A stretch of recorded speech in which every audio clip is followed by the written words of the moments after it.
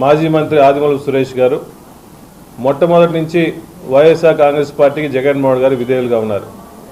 2014లో 19 టైంలో అప్పుడు ఎమ్మెల్యేగా ఉన్నప్పుడు కూడా ఆయన మీద రకరకాల ఇబ్బందులు పెట్టి సిబిఐ కేసులు పెట్టినా కూడా ఆయన పార్టీ మారలేదు. కొంతమంది మీడియాలో కావాలని సృష్టించి కావాలని సురేష్ గారు వేరే పార్టీకి వెళ్తారా అని చెప్పేసి కలబుల్ మాటలు రాస్తున్నారు. దయచేసి సురేష్ గారు జీవితకాలం ఉన్నంత వరకు వైఎస్ఆర్ కాంగ్రెస్ పార్టీలోనే కొనసాగుతాడు. అతని పార్టీ మారే ఆలోచన ఏం లేదు. ఆయన సోషల్ మీడియాలో కూడా ఆల్రెడీ పోస్ట్ పెట్టేసి నేను ఈ పార్టీలోనే కొనసాగిస్తామని చెప్పి ఆల్రెడీ క్లియర్గా చెప్పినాడు.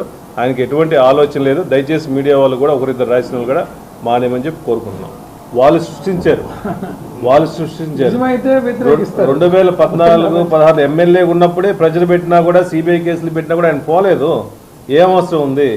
అసలు టీడీపీ పార్టీలో కూటమిలో ఏముందని పోవాలి? అసలు ఒకరో ఇద్దరు అవకాశం కోసం పోయేవాళ్ళు తప్ప నికాస్ రాజకీయం చేసేవాళ్ళు, పార్టీని నమ్ముకునేవాళ్ళు, జగన్మోహన్ నమ్ముకునేవాళ్ళు, ప్రజలతో కలిసిమెలిసి ఉండేవాళ్ళు పార్టీ